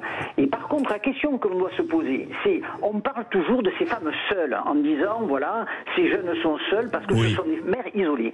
Moi, je crois qu'on devrait quand même crever l'abcès en expliquant quand même que pendant des années, on est contre la polygamie. En la France, la polygamie est interdite. Et aujourd'hui, ce qu'on peut constater, c'est que toutes ces femmes ont quand même souvent un même mari. C'est-à-dire que ce mari-là a tendance à avoir plusieurs femmes en France, utilise cette forme pour pouvoir toucher des aides Pierre, je comprends votre raisonnement. Effectivement, ça doit exister. Ça, je suis sûr que ça doit exister. Mais est-ce que vous savez, avant d'affirmer, est-ce que vous savez le nombre parmi tous les jeunes qui ont été interpellés ? Est-ce que vous connaissez le nombre de familles polygames ? Je n'affirme rien. La seule chose, c'est que non, je n'affirme rien. La seule chose que je dis, c'est que ce sujet n'est jamais abordé. Si vous l'abordez là, vous voyez bien. Bon, aujourd'hui je l'aborde, mais vous voyez quelque part vous allez me dire que quelque part. Non, je vous dis rien, je vous dis simplement, moi je n'ai aucune statistique permettant d'affirmer. Non, mais moi non plus. Mais la seule chose que je dis, c'est que je suis très étonné que systématiquement on dise que ces femmes sont seules à élever leurs enfants. Bon, donc, alors parmi les émeutiers, il n'y a pas non plus que des enfants de familles monoparentales. Hein. Il y a aussi des enfants. C'est ce que j'entends tout le temps au niveau des journalistiques. On entend toujours la même chose. On entend toujours dire ah mais vous comprenez, ces jeunes ne peuvent pas, ces femmes n'arrivent pas à gérer leurs propres enfants. Mais si on ne comprend pourquoi. Il y a aussi des femmes. Il y a aussi des femmes qui ont été abandonnées par leurs compagnons ou par leur mari, qui ne sont pas polygames. Hein. Pierre, ça arrive dans notre société, non? Je ne dis pas le contraire, vous avez tout à fait raison. La seule chose que je voudrais, c'est qu'on aborde cette question, parce que derrière, on ne veut pas expliquer qu'il existe en Afrique des gens qui forcément, on accepte la polygamie puisqu'elle existe là-bas, et qu'elle est aujourd'hui, quelque part, elle vient en France, et que personne ne veut aborder ce sujet. Ou on considère, ou on modifie la loi, parce qu'il faut la modifier pour que justement... Et la polygamie est interdite en France, Pierre? Mais je sais qu'elle est interdite. Et pas le polyamour, vous voyez. Oui, ça. Pas le polyamour, mais oui, la polygamie. Non, ce que dit Pierre, c'est intéressant. La vraie question, en fait, qu'on peut résumer, c'est quel est le rôle de la CAF dans les contrôles auprès des familles soi-disant monoparentales. Et là, il y a un vrai sujet, je le rejoins là-dessus. Oui, mais c'est un problème de CAF et de contrôle. Voilà. Mais ça, c'est évident, un problème de CAF et de contrôle. Mais relier les. On ne peut pas, on n'a pas de statistiques là-dessus, ça n'existe pas. On n'a pas de statistiques, donc c'est difficile. Merci, Pierre, dans tous les cas, d'évoquer le sujet. Oui, la question que pose l'auditeur ici, c'est de savoir pourquoi il y a des personnes qui sont en difficulté pour interagir avec leur enfant et pour l'éduquer. Ça, c'est une question centrale, elle est importante. Et en l'occurrence, on peut quand même s'intéresser sur ce qui s'est passé justement à la cité Picasso. Puisque ce qu'ont montré les journalistes depuis quelques jours, c'est que les subventions pour les associations d'aide aux parents, notamment aux parents célibataires, avaient été supprimées. Ce qui signifie que donc, il y a eu, dans les années précédant ce drame-là, une mise en difficulté, notamment des mères célibataires, des femmes seules, qui, lorsqu'elles travaillent par exemple de nuit, parce qu'on peut se demander pourquoi elle n'est pas là pour s'en occuper le soir. Ben, d'accord, parce qu'elle bosse, en fait. Parce que pour plusieurs de ces femmes ont un travail qui soit prend le week-end, soit prend la soirée, soit prend la nuit. Et donc, elles ne sont pas là le soir au dîner. Je ne sais pas si M. Macron veut venir lui-même faire la soupe et nourrir les gamins, mais enfin, peut-être que la réponse, elle est dans la manière dont on permet d'avoir du temps familial disponible pour s'occuper des enfants. Et ce n'est pas le cas. On a, avec des bas revenus, des femmes qui font aussi des heures sup, qui en font 10, 12 par semaine des heures sup. En réalité, parfois, elles les déclarent, et lorsqu'on atteint le quota maximum, elles ne peuvent plus les déclarer parce que l'employeur ne veut plus. Pour optimiser tout ça. Mais... Donc, en fait, on a cette difficulté de gens qui tentent de survivre et de s'en sortir. Et ben oui, lorsqu'on tente de s'en sortir et qu'on fait 50 heures semaine, on n'a pas le temps de voir son gosse. Les réponses, c'est pas d'un coup de baguette magique, tout à coup qu'on va... C'est un travail de longue haleine. Là, il faut engager un travail. C'est ce qu'a dit Emmanuel Macron. Nous verrons ce qu'il fera et ce qu'il proposera. Et nous critiquerons s'il faut et nous approuverons s'il faut. Mais c'est un travail de longue haleine, là. C'est un travail de longue haleine. On ne peut pas dire il n'y aura plus d'émeutes, c'est fini. On ne peut pas jouer petit bras. On ne peut pas jouer avec les mêmes règles du jeu avec lesquelles on a joué jusque-là. Il faut revoir toute cette doctrine, ce logiciel. Et surtout, il faut faire confiance aux gens de terrain. Quand on impose une règle générale pour toutes les mairies de France et tous les territoires de France depuis Paris, ça a du mal à fonctionner. Je ne dis pas que ça ne fonctionne pas, ça a du mal à fonctionner. Plus de liberté aux collectivités locales. Je peux donner un exemple, Jean-Jacques, vous allez comprendre tout de suite. Dans l'ANRU 1, on avait une règle très simple, c'est que quand on faisait des économies sur l'enveloppe financière des opérations, on pouvait redéployer avec l'accord du préfet, donc dans le département, 50% de cette enveloppe d'économie. Ce n'est plus possible aujourd'hui. Il faut tout remonter à Paris. Pour une nouvelle opération, disant, tiens, comment dans le quartier, tiens, on va refaire des jeux pour les enfants, on va faire une épicerie sociale. Peu importe, vous voyez, des choses pour le quartier. Et avec l'accord du préfet à l'époque, 50% de ces enveloppes pouvaient être redéployées directement et ça prenait 15 jours et c'est fini. Vous voyez, il faut faire confiance au préfet, au maire, nous sommes des gens sérieux et on utilise l'argent au mieux. Adrien Chloé.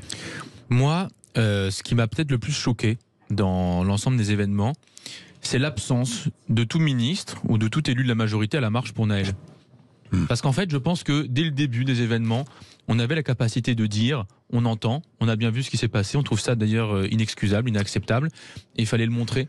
Et c'est important. C'est ce qu'a dit Emmanuel Macron. Oui, mais c'est ça qui est inacceptable. D'ailleurs, ça lui a été reproché. Mais c'est justement là la contradiction. Non, mais c'est là la contradiction. Il le dit et ça lui est reproché. Si à la marche blanche, un ministre était venu, ça aurait été catastrophique. Il y aurait des problèmes de sécurité publique. Et surtout, c'est que le ministre. Mais est-ce que c'est la place de politique d'être à la marche blanche? Je vous pose franchement la question. Tout à fait. Pourquoi? Moi, je pense que ça l'est. Pour montrer qu'on entend et qu'on est d'accord avec. Non, mais c'est important. Vous savez, quand il y a un public qui est en souffrance, qui a le sentiment d'être maltraité, qui a le sentiment que ce qui est arrivé à cet enfant pouvait arriver au sien, c'est important de dire on entend ce que vous dites et on est avec vous. Parce que c'est ça qui fait baisser la tension aussi tout de suite. L'a dit, et la marche blanche, c'est un moment de recueillement avec la famille d'abord. La famille d'abord. On peut se recueillir quand les amis aussi quand même. Mais on a un rôle de responsable politique et je pense pas que ce soit leur place. Déjà, le président était déjà très loin dans ses déclarations, on lui a reproché. Ça a été reproché. Mais moi, je peux vous dire que c'est ce que j'entends le plus dans ma circonscription. Lorsqu'on discute avec les gens là-dessus, ils disent comment ça se fait qu'ils n'aient pas partagé ce moment d'affliction et de tristesse dès le début. Ça peut être parce que c'est pas leur place, c'est pas leur rôle. Bien, merci messieurs. On va pas résoudre le problème ici, c'est évident. Mais au moins on débat et on essaie de réfléchir parce que c'est quand même important dans la vie de réfléchir. Il est 11h57. Merci à tous les deux. Merci d'être venus nous voir. Nous allons. Juste après, je vous incite à rester avec nous parce que nous allons recevoir 2 femmes de Sarcelles. Vous savez qu'elles ont pris une initiative à Sarcelles. Elles s'installent à la terrasse des cafés. Pourquoi? Eh bien parce que c'est une façon de reconquérir les cafés. Quand on est une femme seule, parfois on hésite à s'installer à la terrasse d'un café dans certains quartiers ou dans certaines villes ou n'importe où d'ailleurs. C'est votre cas ou pas? Dites-nous, 0826 300 300. Jean-Jacques Bourdin. Bien, je ne suis pas le premier à mettre à l'honneur l'initiative prise à Sarcelles, dans le Val d'Oise. Sarcelles, je le rappelle, 58 000 habitants. Je ne suis pas le premier à mettre à l'honneur, d'autres journalistes l'ont fait, mais je suis très heureux de recevoir Isabelle Boursier, qui est chargée de mission droits des femmes à Sarcelles, et Chantal Aounou, maire adjointe de Sarcelles, chargée de la démocratie locale, vie des quartiers, lutte contre les discriminations, la laïcité et le droit des femmes. Eh bien, dites-moi, alors, à Sarcelles, cette initiative fait parler, mais je la trouve vraiment très intéressante. Il s'agissait, je ne sais pas qui a eu l'idée, de partir à la reconquête des cafés. Qui a eu cette idée, Isabelle Boursier? Alors, c'est le comité de femmes qui travaille en toute autonomie et qui a répondu un peu à une interrogation de Monsieur le maire qui disait est-ce qu'il y a un problème de sécurité? Est-ce que les femmes se sentent en danger à Sarcelles ou pas? Et si oui, qu'est-ce qui peut être fait? Qu'est-ce qui peut être avancé? Et donc les femmes ont dit on n'a pas tellement de problèmes de sécurité à Sarcelles, mais les cafés semblent assez masculins et on ne sait pas comment on y serait. Ils sont squattés par les hommes parfois, du matin au soir. Est-ce qu'on a lâché la place ou est-ce que c'est une omniprésence des hommes qui ont exclu les femmes? Ou avec une amie, je peux aller m'installer à la terrasse d'un café. Le cadre était ou dans le café. C'est la question que vous vous êtes posée. Tout à fait. Donc vous êtes allé faire le tour des cafés. Donc voilà, par petits groupes, elles ont fait une liste, elles ont pris, et aujourd'hui, la totalité des cafés de Sarcelles. Il y en a combien à Sarcelles de cafés? Je crois que c'est 16 ou 17, quelque chose comme ça. 16 ou 17 cafés, Et elles se sont établies une petite grille avec des items pour noter les cafés, et elles remettront à la fin un label Comité de femmes citoyennes de Sarcelles au café le plus accueillant. Au café le plus accueillant, et à la mairie, petite réception, j'imagine. Chantal Aounou, c'est comme ça que ça va se passer. Et bon, alors nous allons voir. Je ne vais pas, puisque ce n'est pas terminé encore. On ne peut pas révéler aujourd'hui le nom. le meilleur café. Je leur laisserai ce... Mais quel accueil avez-vous reçu? Alors, je me fais le porte-parole de ces femmes. Je vais pas. Vous êtes allé, vous aussi? Oui. C'était évidemment. Très. J'ai pas fait la totalité des cafés moi, mais je travaille un peu entre temps. C'était très irrégulier. Il y a des cafés où elles étaient très très mal accueillis, regardez. C'est-à-dire mal accueillis. C'est-à-dire on cherche une place, les regards sont insistants, les regards sont déshabillants, ça type Oui, qu'est-ce qu'elle vient faire là, quoi. Ouais, c'est ça. Pourquoi est-elle là? La question, pourquoi est-elle là? Et en général... Alors qu'on ne se pose pas la question quand un homme s'installe à la terrasse d'un café. Vous y allez, on ne va pas vous demander. On va dire rien du tout. Ça, vous serez bien accueillis. Oui, ça c'est sûr. Non, mais c'est vrai. Mais effectivement, c'est plutôt l'interrogation en fait qui crée une remarque. Jamais il y a eu d'intervention désagréable. Ce qui s'est passé, c'est que parfois certaines femmes sont venues en même temps en se disant tiens, il y a des femmes, qu'est-ce qui se passe? Donc elles sont venues s'asseoir en même temps pour discuter, pour lier conversation. Il y a même des cafetiers qui ont été intéressés par l'idée en se disant moi je sais pas comment attirer d'autres publics. Le cafetier a intérêt à attirer des femmes dans son café, dans son établissement.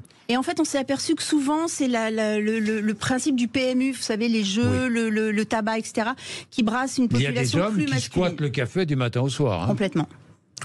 Chantal Aounou. Exactement. Oui. Mais Chantal avait déjà l'habitude de traverser le territoire, donc... C'est vrai? Elle est toujours à pied. Vous aviez, à titre personnel, pris l'initiative, vous êtes allé comme ça, vous installer à la terrasse d'un café? Ah, mais moi, je vais dans toute la ville. Vous le faites sans aucun problème? J'y vais, oui. Ouais. Et puis, si on me reçoit mal, je fais les gros yeux, et puis je m'installe quand même. Oui. Parce que parfois, on est mal reçu. Ça peut arriver, mais je pense qu'il y a certains cafés à Paris où moi je pourrais être mal reçu aussi. Ah non, mais je ne stigmatise pas Sarcelles. Je dis simplement, vous êtes l'exemple de ce qui se passe dans de très nombreuses communes. Je pense que c'est un peu ce que le Parisien mettait en évidence, c'est qu'il y a beaucoup de communes où les terrasses des cafés ont été délaissées par les femmes. Donc, il y a un sujet. Mais pourquoi ? Mais vous savez que ça se poursuit de génération en génération, cette affaire. Moi, je me souviens, quand j'étais jeune, les femmes allaient rarement seules à la terrasse d'un café. Il y avait les femmes à l'église, les hommes au café. Mais exactement. Non, mais c'est vrai. Et ça s'est poursuivi de génération en génération. Et ça, quelles que soient les communautés. Et puis après, il y a effectivement des questions de religion, parfois, qui se sont greffées dessus. Ça, c'est évident. Ça peut être le sujet, sauf que là, c'est dans un contexte plus global, si vous voulez, qu'elles ont travaillé. C'est dans une réappropriation totale de l'espace public. L'intérêt, c'était de remettre la femme dans l'espace public sarcellois. Et donc... le café, c'était, s'asseoir à un café. En plus, elles ont une pratique, c'est-à-dire que elles ont décidé au départ, pour améliorer la visibilité des femmes dans Sarcelles, elles ont un béret violet, elles ont pris, elles ont pris une petite, elles ont un petit identité particulière, une identité de groupe, on va dire. Oui. Et donc ça pose question. Et de fait. C'est devenu de plus en plus facile dans la ville. Dites-moi, elle ne commandait pas un pastis, non? Non, je vous dis ça parce que... Je ne vous dirai rien. Mais comprenez ce que je veux dire. C'est un symbole masculin. Nous nous en sommes bornés au café noisette éventuellement, mais ça s'arrête à ça. Non, Chantal Aounou? Je sais pas, il n'y a pas de symbole... Le pastis et le barbecue, c'est très... Il n'y a pas de symbole... Parce que le pastis, barbecue, c'est pas moi qui le dis, ce sont des responsables politiques, qui disent que ce sont des symboles masculins. C'est pas moi. Chantal Aounou, vous avez entendu ça? Je me bouche les oreilles, vous savez beaucoup. Quand vous entendez ça, vous bouchez les oreilles? C'est pas ma question. Moi, si j'ai envie d'aller à la terrasse des cafés... Et de commander et de me faire plaisir, ça ne... Vous sentiez le besoin? Il y avait quand même, vous sentiez ce besoin, à Sarcelles ou ailleurs, vous sentiez ce besoin d'aller quand même à la reconquête de ces cafés? Quel était l'objectif? De montrer quoi? De la problématique de l'égalité femmes-hommes. On questionne. C'est une méthodologie à l'œuvre. Je veux dire, c'est une instance de démocratie participative. Et donc, à cette instance, on lui demande parfois de nous éclairer sur certains sujets. Oui. C'est de faire un diagnostic de terrain, en fait. Voilà. Donc, sur différents sujets, le comité de femmes effectue un diagnostic qui peut être utile à la strate politique de la ville. À la strate, mais que peut faire la ville? Qu'allez-vous faire de cette étude? Elle vous a répondu. Étude de terrain. Mais pas complètement. Moi, j'aimerais avoir votre avis, vous, à la mairie. Qu'allez-vous en faire? Alors, vous allez décerner, effectivement, un label à l'un des cafés. On est d'accord. Mais qu'est-ce que vous allez... Vous ne pouvez rien faire de plus. Sinon un label, mettre en valeur le comportement du patron du café. Ça instille quand même une énergie à la société civile de voir qu'on donne une image. Enfin, on est en 2023. Est-ce que vous pensez que ça va inciter des femmes à aller se rendre Je vous dis, il y a eu des exemples positifs dans ce sens-là. Donc, pourquoi pas ? On fait quand même un travail de diagnostic. Ensuite, on les transforme en méthodologie pratique. Et on rend des comptes à la population de Sarcelles. Ce qui me paraît normal. Est-ce que certains hommes se sont approchés des femmes de votre groupe et leur ont dit « votre place n'est pas ici » ? Non, c'est arrivé ou pas ? Non, c'est pas arrivé. Non. Le pire qu'il y ait eu, c'est effectivement une manière de typer ou de souffler très fort. Voilà. Qu'est-ce qu'elle fait là, quoi ? C'était plus de l'agacement, mais jamais ça a été plus loin que ça. Jamais ça a été plus loin que ça. Donc vous avez voulu montrer que le vivre ensemble était parfaitement possible.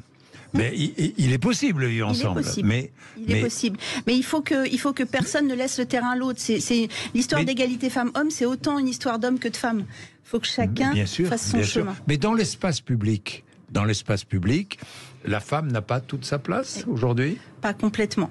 Pas complètement. Ça engagerait un débat qui non, mais qui je parle dans l'espace public, vraiment. Dans l'espace public. Regardez dans les transports, l'actualité se fait écho de la chemise que mettent certaines femmes dans le métro pour cacher leur tenue, pour être tranquille. Enfin, c'est un problème national et c'est un vrai problème. Donc il y a du travail encore à faire. Et c'est, je pense, le terrain qui amènera ce travail. Oui, c'est ce genre d'initiative qui apportera... Qui apporte des réponses et qui montre la réalité. C'est le travail au long cours. Qu'est-ce que vous avez d'autres initiatives Vous réfléchissez à d'autres initiatives Elles ont un certain nombre de commissions, donc elles citent à toutes les commémorations pour montrer qu'il y a un attrait historique. Elles ont une commission d'accès au droit où elles montent des tables rondes. Elles ont une commission culture sur laquelle elles travaillent pour... D'abord, elles se sont appropriées le patrimoine de la ville en faisant un culture tour sur toute la ville pour connaître exactement, et puis pour se faire ambassadrice de la culture, de la programmation culturelle de la ville sur les maisons de quartier, enfin ces choses-là. Et puis, elles travaillent beaucoup sur la réappropriation urbaine. Elles ont fait un énorme travail de médiation avec une professeure très connue qui s'appelle Michel Guillaume-Hoffnung. Et elles ont créé un module de e-learning pour apprendre à une médiation de terrain aux autres femmes des maisons de quartier. Elles ont une histoire elles recherchent vraiment cette espèce de dissémination sur le territoire de la parole de la femme. Thierry est à Foix, dans l'Ariège. Vous allez comprendre pourquoi j'ai un auditeur de Foix. Bonjour Thierry. Oui, bonjour Monsieur Bourdin. Bonjour, vous connaissez bien la ville de Sarcelles, Thierry ? Oui, monsieur, j'ai vécu dans le 93 et j'ai vécu à côté de Sarcelles pendant quelques temps. Je suis beaucoup plus vieux, ça fait quand même pas mal de temps que j'ai quitté la région parisienne. Je connais Sarcelles, j'ai connu aussi d'autres quartiers comme sur Toulouse, etc. Et on s'aperçoit que c'est un petit peu dans les mêmes... ça fonctionne un petit peu pareil. Oui. Et vous soutenez cette initiative ? Bien sûr. Pourquoi je ne soutiendrais pas la femme est autant libre que l'homme, et pourquoi elle n'aurait pas accès à même titre que les hommes ? Oui. Bien sûr que je soutiens. Ce que je ne comprends pas, en fait, c'est ce que j'aurais du mal à comprendre, et ce que je me questionne, en fait, c'est quoi le vrai combat ? Le combat, c'est d'autoriser une femme à aller dans un café, quelle que soit sa culture, sa religion, sa façon d'être habillée ou quoi ? Ou est-ce que c'est simplement un combat féministe pour avoir autant accès au même, de manière égale que l'homme ? Alors, réponse. Réponse, Isabelle Boursier. Je croyais avoir dit tout à l'heure, je pense que l'égalité femmes-hommes, c'est une affaire d'hommes et de femmes. C'est pas être plus féministe ou masculiniste comme certains combats de l'actualité nous le mettent en évidence. Je pense que l'espace urbain doit être partagé et donc c'est l'affaire de tout le monde. Un homme peut être à la terrasse d'un café au même titre qu'une femme. Voilà Thierry. La réponse, elle est là. Mais la réponse, elle n'est pas complète. Alors, la réponse n'est pas complète, effectivement. Non, la réponse n'est pas complète parce que ce beau projet, ce comité vient de l'idée d'un homme aussi. Ah, c'est un homme qui a eu l'idée aussi. Oui, c'est un homme qui a eu l'idée. Alors, féministe, une femme. Oui, il y a des. Je veux dire, c'est un homme qui se rend compte qu'en effet, il y a un manque d'égalité sur la ville et en général entre les hommes et les femmes, et donc il dit c'est pas un combat particulièrement féministe au sens militant féministe, c'est un combat pour l'égalité femmes-hommes. Le maire a décidé de redonner la parole aux femmes et ça faisait partie de la prise de parole. Voilà. Merci Thierry pour la question. Et ça nous a permis de préciser les choses. Et merci à toutes les deux d'être venues nous voir. Et bravo pour cette initiative à Sarcelles. Merci de votre invitation. Qui, je l'espère d'ailleurs, vous allez faire des émules. Non ? Espérons. Dans d'autres communes. Alors, c'est possible. On va faire des émules et vous voyez comme j'ai laissé la parole à ma chargée de mission. Mais j'ai remarqué. Qui a dignement représenté, n'est-ce pas, le comité des femmes, puisque c'est une instance de démocratie participative. Merci. Il est 12h27, Sud Radio, André Berkoff.